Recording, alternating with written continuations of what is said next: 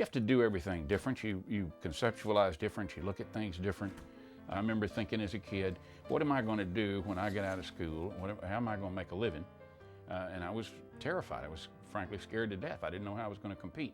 I've learned that I can do a lot more things than I thought I could do.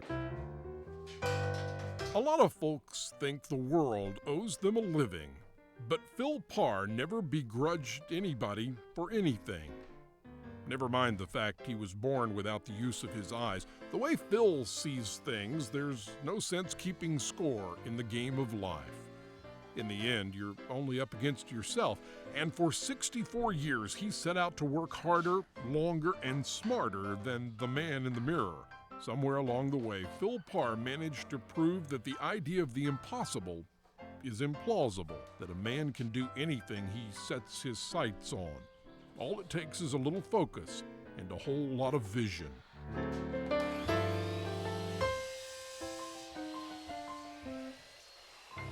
It's just a handyman, kind of a little workshop. None of these tools are really professional. People have asked my wife, why would you let your husband do that? He can't see, he's going to cut his hand off. Well, I'm not. Watch Phil work and you might think, well, I can do that, but could you really? Could you measure 2x4s to the millimeter wearing a blindfold? Could you run a skill saw in the dark? Could you even get out of bed in the morning if you'd been sightless since birth? Well, Phil Parr can, and he can do 1,000 other things too, including producing a weekly radio talk show from a handmade studio in his own backyard.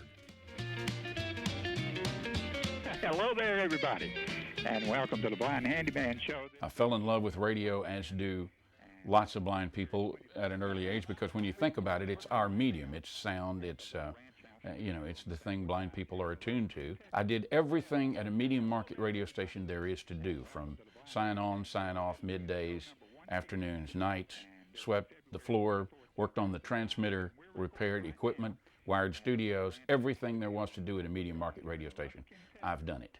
For the next hour, we'll talk about building, repairing, and maintaining, all designed with the blind in mind, of course. Here's the guy that started it all, the creator and producer of Blind Handyman, ladies and gentlemen, Phil Parr. Pretty exciting, isn't it? Huh? They're legally blind and mechanically inclined.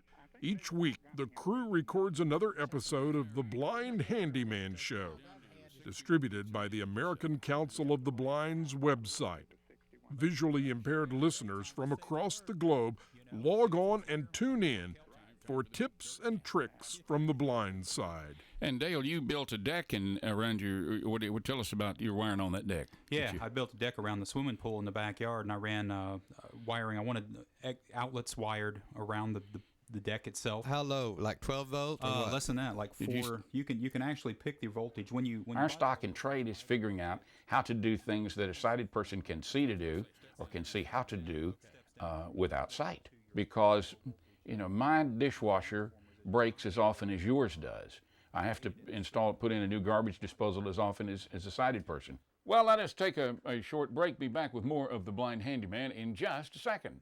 The idea of a blind man using a jigsaw or a belt sander may sound like the beginning of a cruel joke, but seeing is believing. And there are no special precautions here. No safety screens or dumbed-down mechanics. Just the same high-speed spinning blades and drill bits they sell at the hardware store. And then there's the matter of electricity. Yeah, I remember the first house I bought, there wasn't a plug where I wanted one. So I bought some Romax and a breaker to go in the breaker box, and I ran a circuit, cut a hole in the wall, put the plug in, wired the plug up, put the breaker in the breaker box, and I had a plug where I wanted it. And that just seemed natural to me. It never crossed my mind that I'm blind, I can't do that, because I could. I did it. Just like a sighted person would. Of course, I guess a lot of sighted people would just call somebody, wouldn't they?